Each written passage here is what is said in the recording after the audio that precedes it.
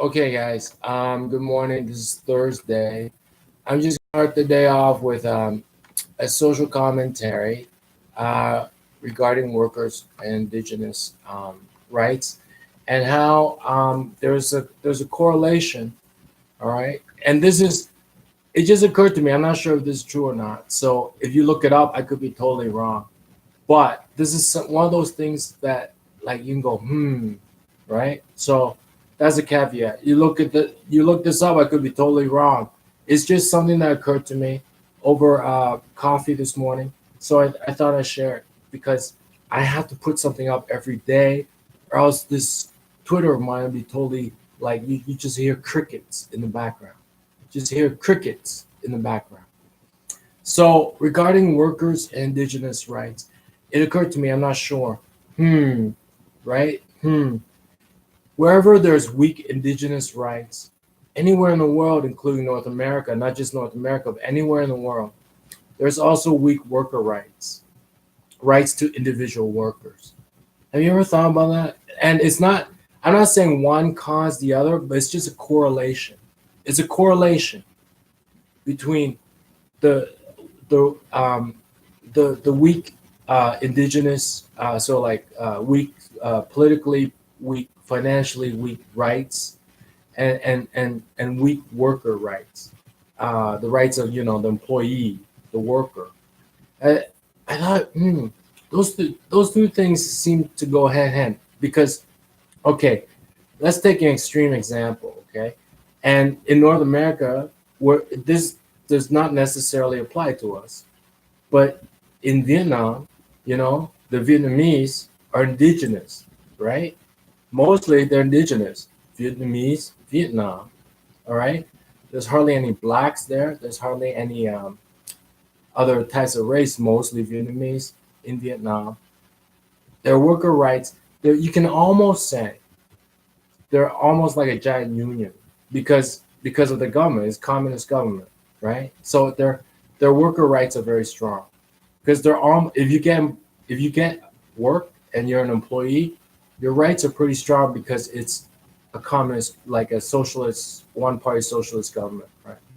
Same with Chinese. There's very few Indian, there's very few blacks, there's very few Americans or Japanese. Chinese. Most of the country is indigenous, right? They're from there. They might be different ethnicities, but they're from there. They're indigenous. Worker rights very strong because you can say the whole government is geared towards sort of like this protecting the worker. All right. Except in Tibet, you know, if the rights of the indigenous are weak, and through and not, there's, some Chinese might say, oh well, it's new and the they got iron out the kinks, and then Tibetans would say, well, they're doing it too rough, right? But the whole point is, if the rights of the indigenous are weak, the rights of the worker will be weak. The workers will be weak. You want the workers to be strong. Indigenous rights ought to be strong. Hmm. Same within North America. All right. We see sort of like a promotion of indigenous rights. Also, it seems like the individual employee and the individual worker feel more empowered. They're saying their boss or somebody raped them, or they're not scared to speak up anymore. Um, and then we're maybe in the Philippines where the indigenous population might be under attack by pirates or by illegal logging, like in Brazil and stuff like that. Then the government has come to their aid, showing that indigenous rights is something that they respect. And so that, I think, is having a positive impact on worker rights there. The workers, individual employees, feel more empowered.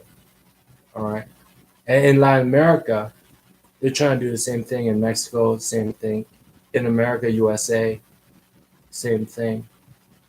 All right. Except you can almost see from state to state where there's a pushback between between money, industry versus indigenous protesters and stuff like that, I would say in those things, worker rights are weaker than other states.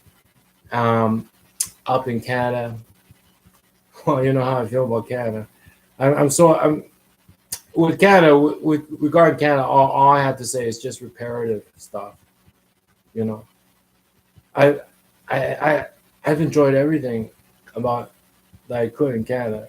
Everything I gotta say now is just reparative. They say, but I call it reparative. That's all Canada's gonna get.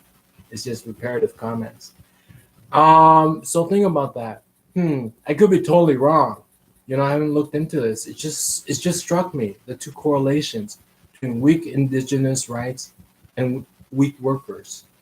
Like like workers that are cowed, intimidated, workers that don't speak up for like their citizenship rights, as a citizen, democratic constitutional rights, stronger indigenous rights, stronger constitutional rights for workers, people who work, people who are employees.